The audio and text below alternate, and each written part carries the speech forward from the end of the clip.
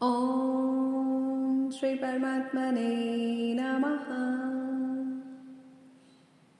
आज श्री गीता ज्ञान अथ प्रथमो अध्यायः।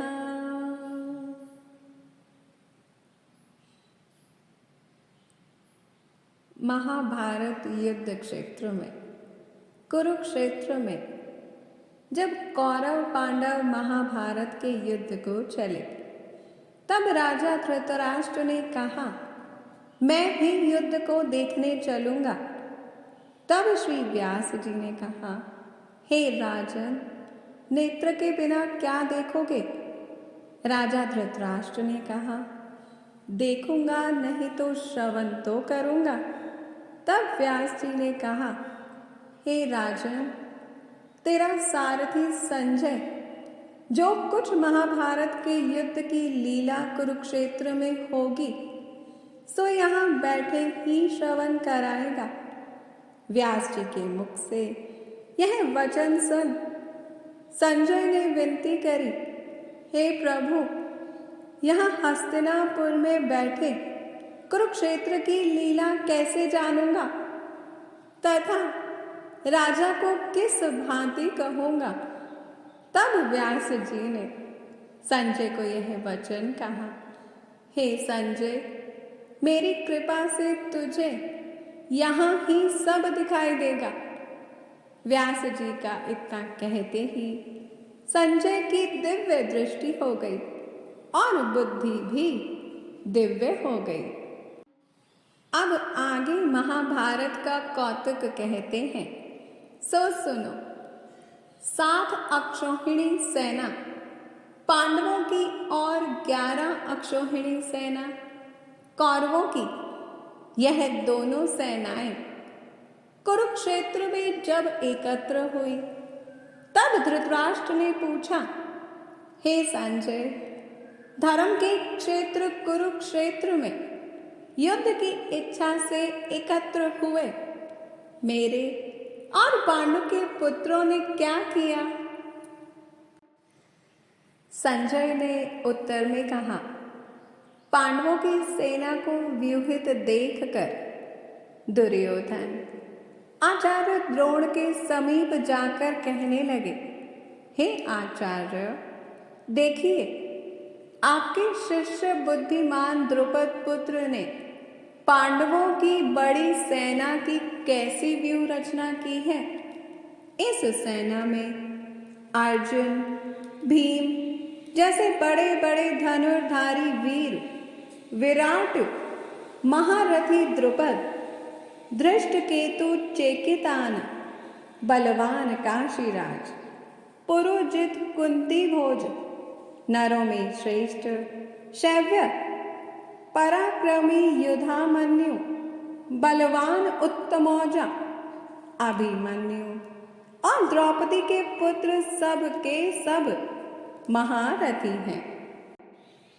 हे ब्राह्मण श्रेष्ठ, आपके स्मरणार्थ अब मैं अपनी सेना के प्रधान सेनापतियों के नाम बताता हूँ। आप भीष्म, कर्ण, युद्ध विजयी कृपाचार्य, अश्वत्थामा, विकर्ण, सोमदत्त का पुत्र भूरिश्रवा और बहुत से शूरवीर मेरे लिए प्राण तक देने के लिए तैयार हैं। ये लोग शस्त्र चलाने में अति निपुण हैं। हमारी सेना को, जिसके भीष्म रक्षक हैं, अपरिमित बल है और उनकी सेना, जिसके भीम रक्षक हैं, थोड़ा बल है। अब आप सब अपने अपने मोर्चों पर सावधान रहकर सेनापति की रक्षा कीजिए। भीष्म पितामह ने दुर्योधन को प्रसन्न करते हुए और ऊंचे स्वर से गरजते हुए शंख बजाया। फिर वहां चारों ओर शंख, नगाड़े, ढोल, गोमुख आदि बाजे बजने लगे, जिनका बड़ा भयंकर शब्द हुआ, जिसके अनंतर श्री कृष्ण और पांडव अर्जुन ने दिव्य शंखों को बजाया। श्री कृष्ण ने पांचजन्य और अर्जुन ने भी देवदत्त नामक शंख को, और भीष्म कर्म करने वाले भीम ने पौंड्रक नामक बड़े शंख को बजाया।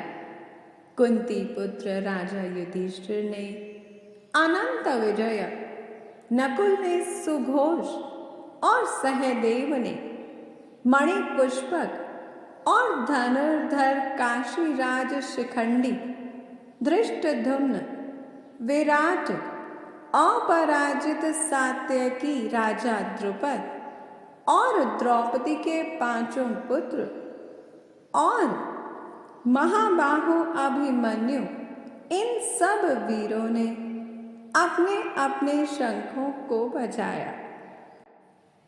उन शंखों के भारी शब्द से आकाश और पृथ्वी गूंज उठे और धृतराष्ट्र के पुत्रों के हृदय कांप उठे।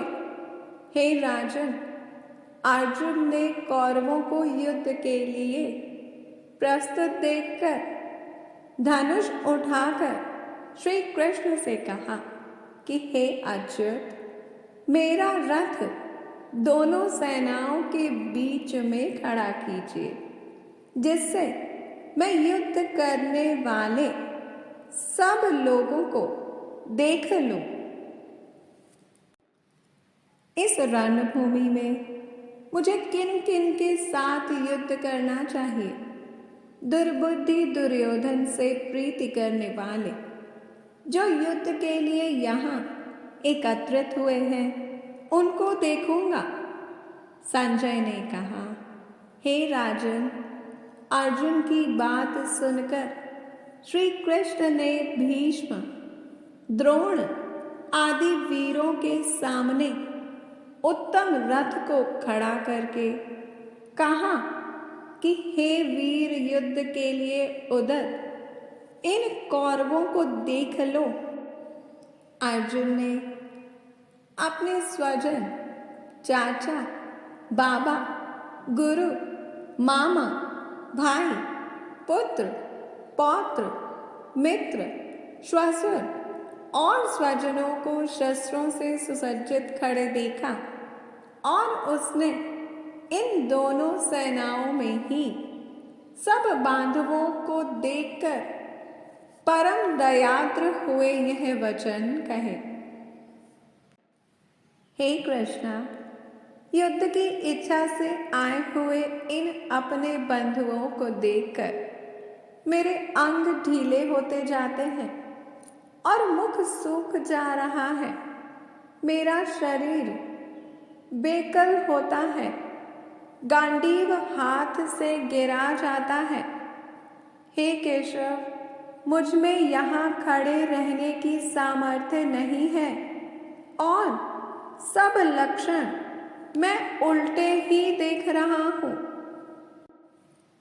इस महासंग्राम में अपने स्वजनों का वध करके कोई लाभ नहीं होगा। हे कृष्णा, मैं जीत, राज्य और सुख भी नहीं चाहता हूँ। हे प्रभु, हमको राज्य, भोग तथा जीवन से क्या काम है? क्योंकि जिनके लिए राज्य, भोग और सुख की इच्छा की जाती है, वे सब इस युद्ध में प्राण और धन की इच्छा छोड़ मरने को तैयार हैं।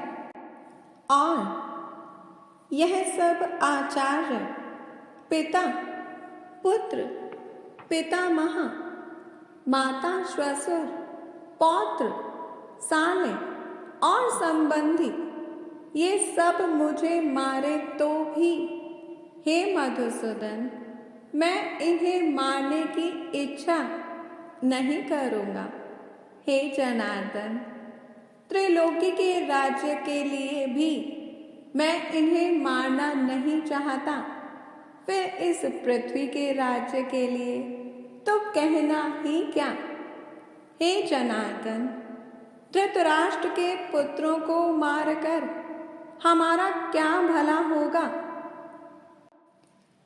इसलिए हमें अपने भाई धृतराष्ट्र के पुत्रों को मारना अनुचित है। हे माधव, स्वजनों को मारकर क्या हम सुखी हो सकते हैं? ये सब लोभ के वशीभूत हैं और कुल के नाश करने तथा मित्र द्रोह करने में पाप को नहीं देखते। कुल नाश के दोष को जानते हुए भी हमको इस पातक से दूर रहना चाहिए। कुल का नाश होने से कुल के प्राचीन धर्म नष्ट हो जाते हैं। फिर धर्म नाश होने से कुल में पाप बढ़ता है। हे कृष्णा, पाप से कुल की स्त्रियां व्याभिचारिणी होती हैं, जिससे वर्ण संकर संतान उत्पन्न होती है। वह वर्ण संकर जिन पुरुषों ने कुल को नष्ट किया है, उनको तथा उस कुल को नरक में पहुंचाते हैं, क्योंकि श्राद्ध तर्पण आदि बंद हो जाते हैं। वर्ण शंकर बनाने वाले दोषों से कुल ध्वंसकों के जाति धर्म और कुल धर्म निरंतर नाश होते हैं। हे जनार्दन, मैंने बराबर सुना है कि कुल धर्म नष्ट होने से निश्चय नरक वास करना होता है।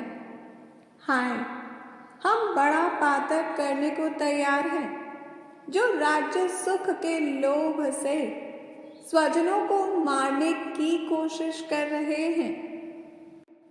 शस्त्रों को धारण किए हुए धृतराष्ट्र के पुत्र यदि मुझे शस्त्र रहित और उपायहीन को रणभूमि में वध कर डाले तो मेरा बहुत कल्याण हो। संजय ने कहा, हे राजन, यह कहकर दुखित होकर अर्जुन ने धनुष बाण फेंक दिया और रथ के पिछले भाग में जा बैठा। ओम तत्सदा इति श्रीमद्भगवद्गीतासु उपनिषत्सु ब्रह्मविद्यायां योगशास्त्रे श्रीकृष्णार्जुन संवादे अर्जुन विषादयोगो नाम प्रथमो